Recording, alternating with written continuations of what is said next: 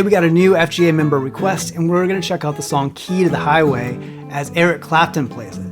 Now this is a blues standard that sounds simple, but it's going to teach you so much about how a real blues works.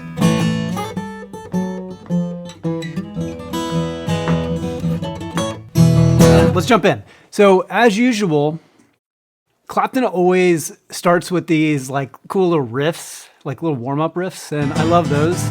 So I want to make sure that we catch that at the beginning too.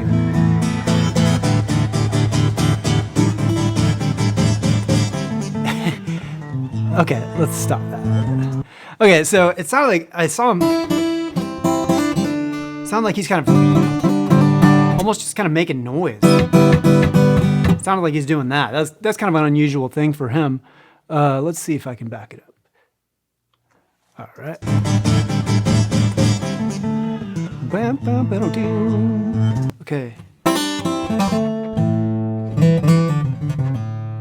So he's doing a lot of that. So this is, you want to watch that blues scale.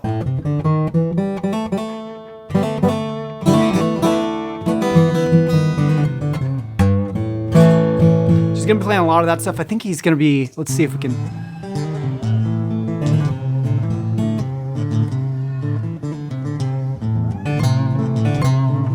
He's doing that a lot. I guess he's just kind of like getting his hand warmed up, even though a lot of times he does this as an encore, but this might be his very first song in the concert. So there he kind of just went up.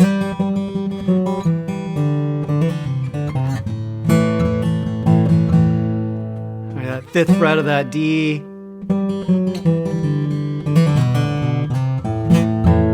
Let's just keep watching. It's just this warm up. Okay, starting with the turnaround.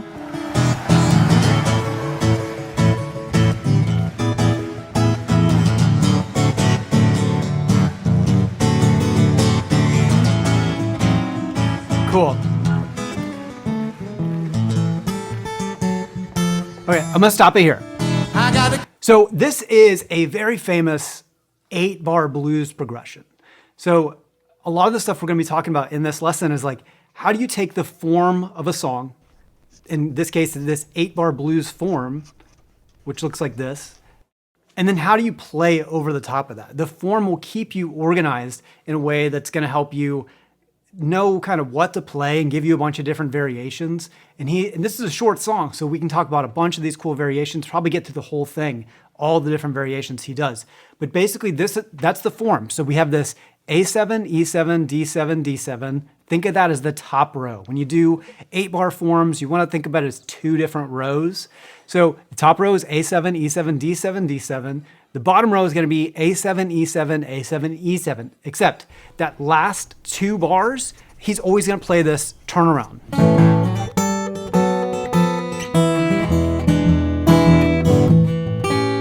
And then go into that A7. There's a couple ways that he does the A7, but let's keep watching and then we'll catch all that stuff as he goes. So this is the first bar, E7. There's this D7 over F sharp. Let's take that in those pieces. So he starts with, I got the key, a little shuffle. Okay, let's switch cameras. So he does a little shuffle to the highway. So then go in this E7 chord. And then when he goes to the D7, he's always gonna play this D7 like this. Now he's actually changing the grip. Sometimes you'll see him do it as this grip with the second finger. Sometimes you'll see him do it with the thumb over the neck grip. But the melody notes or little ornaments that he puts on it like this. Okay, so watch that index finger coming up and down when he's doing what we call ornaments over this D7 over F sharp chord. I'm gonna back it up here.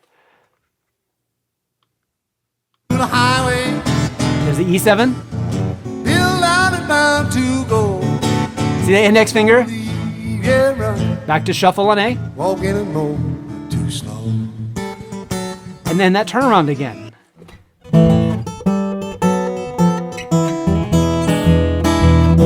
He shuffles on the A. E7.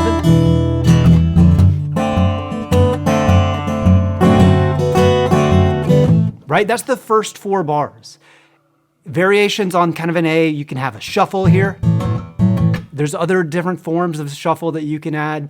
Now, one thing I want to say is this kind of thing where you're taking a form and then piecing in kind of like a plug and play method where you learn different chords and different shapes, different patterns, shuffle patterns, all these different types of things, boogie woogies. So that's going to be a big part of my new course that I'm about to release for beginners. So it's designed to take you from watching YouTube videos to actually playing your own blues and improvising and using a bunch of different elements to play it your own way. It's going to be a lot of fun, and I'll have a lot more information on that coming soon. But back to here, let's keep listening. So that's that top row, right? Let's keep going. I'm going back to the border. A variation on E we haven't talked about yet. Same thing on D7 though. Shuffling on A. Drove a good man away from home. Turn around. Now check it out.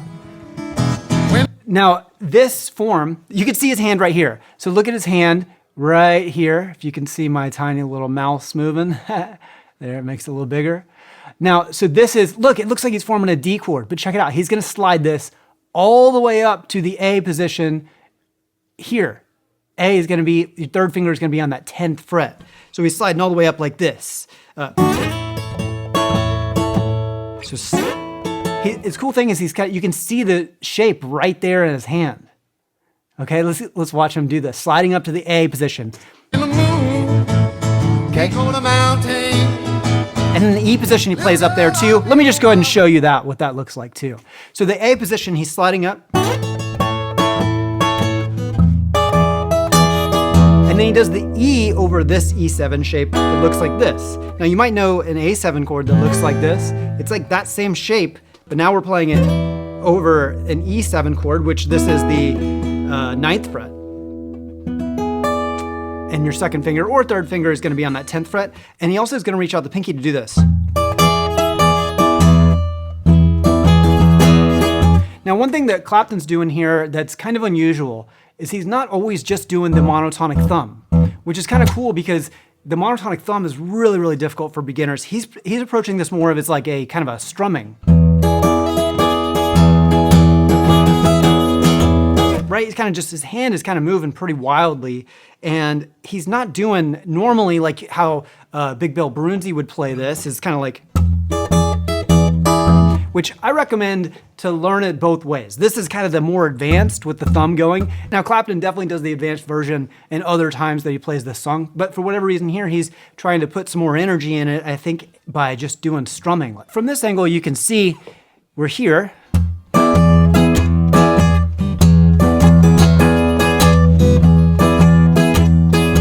And you can see my right hand's kind of coming up and down. Let's see if we can look at it from more on the top. I'm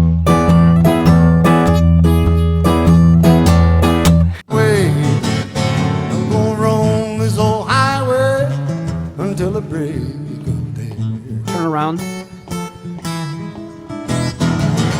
Okay, before he goes into the solo, let's talk about the turnaround. Turnaround phrase, this is a standard turnaround. This is gonna come up in a million songs, a million blues songs. And he's taking this straight from Robert Johnson or Big Bill Brunzi or like a ton of other players that use this exact turnaround. And it sounds like this.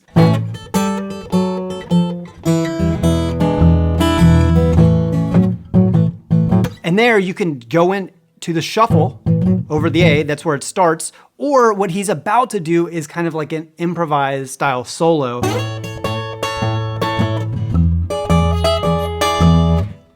Up the neck. But for here, let's go back to that turnaround.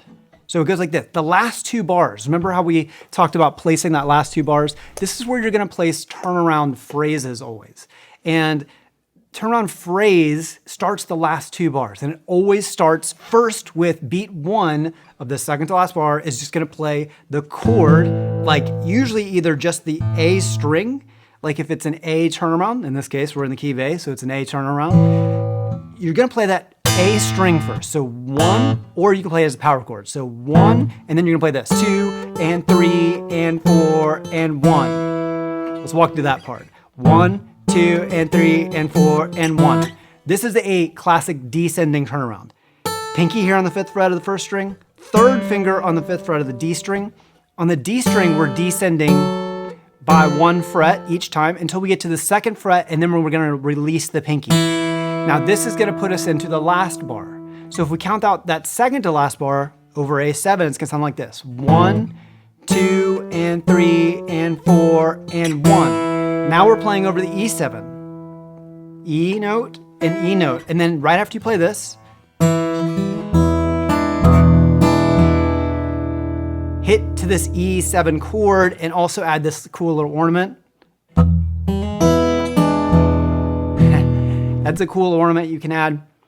If you want to know more about that, check out my E7 chord tricks lesson. I talk about that. That's the basic turnaround phrase. This is a must know. You got to know this. Let's go back to the video here.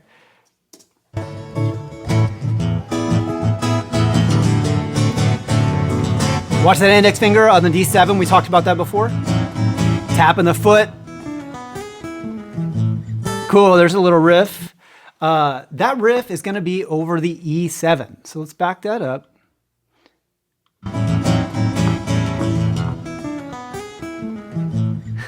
So we have this D7.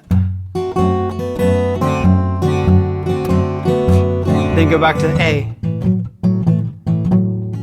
And then he does the E riff. And it sounded something like Let's listen one more time.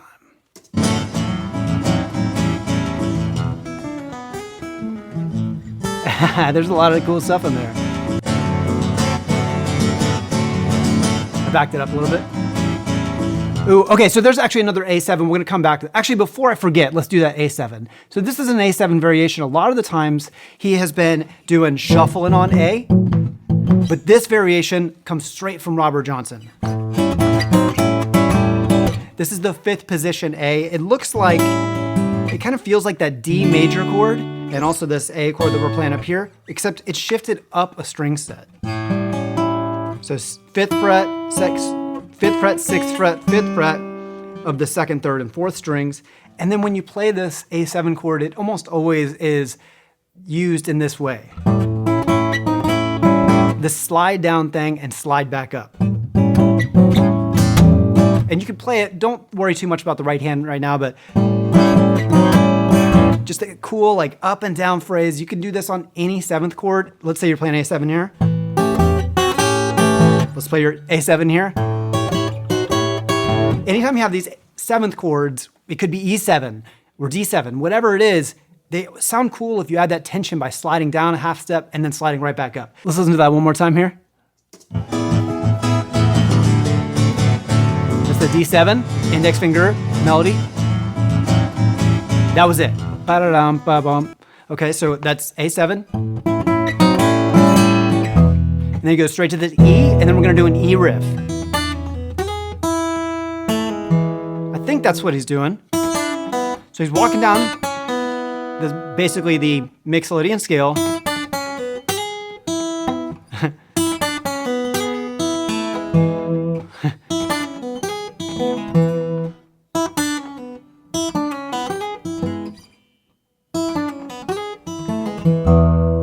So that's the riff he's playing over E7. He's using some scale tones and he's also using some chord tones, right?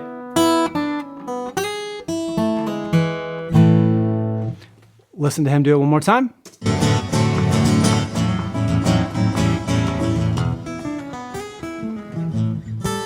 And then straight to that turnaround again. Let's watch this. Cool, you can see his left hand a little better there. Just before I go, E7 part, when I leave 2nd row, A7, time, you know, E. I won't be back no Turn around. I got the key to the highway. This is his modern variation. Gonna leave heaven And then back to the regular stuff. too slow. Straight up turnaround. Okay, let's go back to that crazy variation he did. This is a very modern sound, right? Be back no more. Okay, so he starts the same, I got the key regular A. to the highway. Now that's called A augmented. So he's going up A. Okay, and then instead of going to, normally what he would do is go to this E7. But now he's doing this thing called voice leading. So what he's doing is he's got this A chord, okay, and then he's gonna play A augmented, which looks like this. You're raising the fifth to this note, okay? And then right after that normally would be the D7, but instead he's playing this chord, which I guess is F sharp minor voicing over A, but you can also kind of think of this as like a D major 7, because that's kind of what this is. It's kind of like a D major 7 chord, which is so weird in blues, but doesn't it sound really cool the way he does that? A augmented to D, and then he goes to this chord, which is like a suspended ninth version of a regular D. So he's playing this instead, and all over A, okay? It's just a really cool voice leading because we have this note going up in these chords.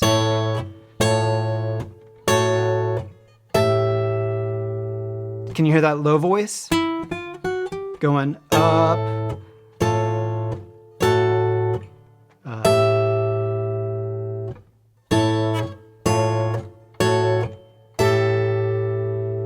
What a cool variation. What a cool variation.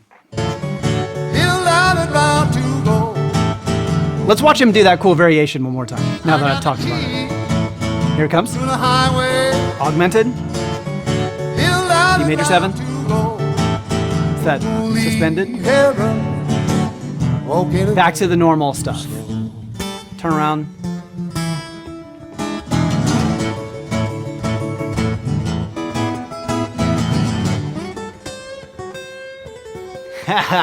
Cool. Now what is that? He's riffing on D7, right? He played this A, and then instead of going to the D here, he decided to play a riff. Now, I'll listen to it again, but basically he's playing off of this position, which you can think of a couple different ways. This is like a D7 chord here, but also you have this D7 voicing that looks like that. So he's playing off that. Let's listen to him do it one more time, but that's basically the notes that he's playing through. I backed it up too far, but let's approach it again. Okay, regular A.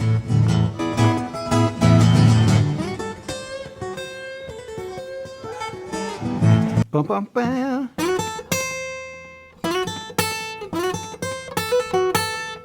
He's playing like that, right? So the little ornament trill thing that he adds is 5/7. Cool little riff. Let's see if I can catch it a little closer next time.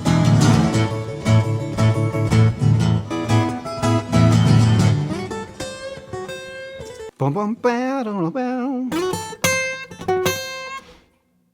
And then he does that. I think that's what it is.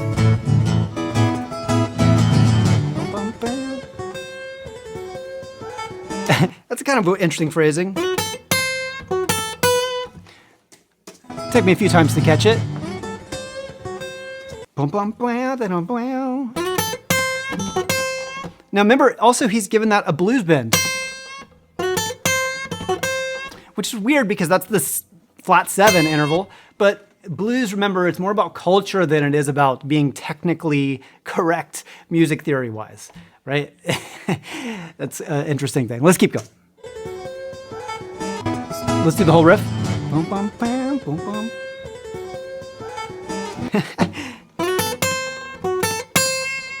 And then the second time through, it sounds like he's doing boom, bum, bam, bum, bum, bum. Bum, bum, bam, bum, bum, bam. Something like that. Right? I think that's close enough.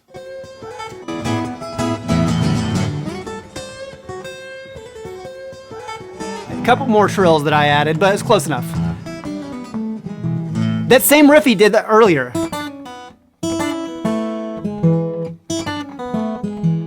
Now, actually, earlier he did a similar riff. So what is he thinking on that riff? He's played it twice now. So he's playing, you think about E7. This is a riff over E7. So he's going down the E Mixolydian scale, and then earlier he went up to that major third of E, and then down to this little phrase, which is kind of like a E suspended going to regular E. So here he played it like this. Bum, bum, bum, bum, bum, bum. You can also play it like I bet he plays it like that sometimes too, with the little hammer on. But there's one other thing that I forgot. He's on the A riff, when he shuffles on this A. Back to that riff, sorry.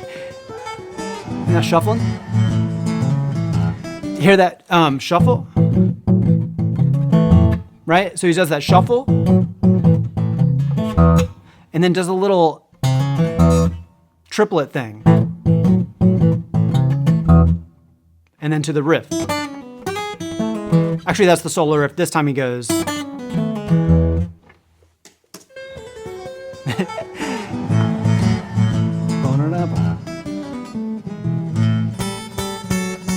That's the ending. So this, to let the audience know,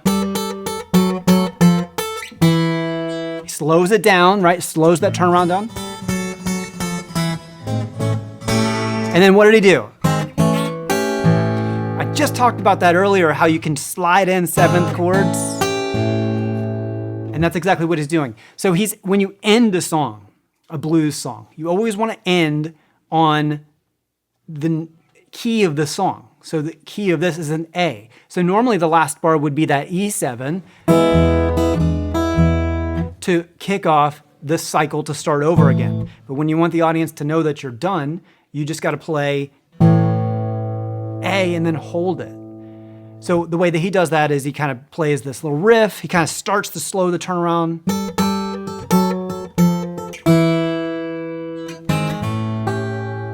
Right? And instead of going to that E normally, he slides into that A7 and then holds it. So if you love this type of solo blues as much as I do, but you want some step-by-step training, you got to keep your eyes open on my YouTube channel in the next couple weeks, or join FGA members, because I've got something brand new I'm going to share for beginners real soon. All right, see you there.